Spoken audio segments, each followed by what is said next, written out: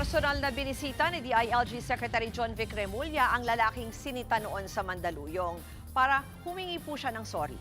Sa pakikipag face-to-face ni Remulla kay Johnny Langkino, muling inako ng kalihim ang pagkakamali sa pagpapatupad ng patakaran laban sa mga nakatopless sa lansangan. Paliwanag ni Remulla, ganado lang daw ang kapulisan sa pagpapatupad ng Safe Cities Initiative. Matatanda ang tiniketa noon si Langkino dahil wala siyang damit pang itaas habang naghahalo lang ng semento sa tapat ng kanilang bahay. Ibinalik naman ng kalihim ang 500 pesos na ibinayad ng multa habang nagbigay din siya ng pampagawa ng tiles sa pamilya. Tinanggap ng mag-asawang Langkino ang paghingi ng tawad ng kalihim. Mga kapatid, Ruth Cabalco, para sa mabilis na pasada ng mga balitang dapat niyong malaman, mag-follow at mag-subscribe sa social media pages ng News 5.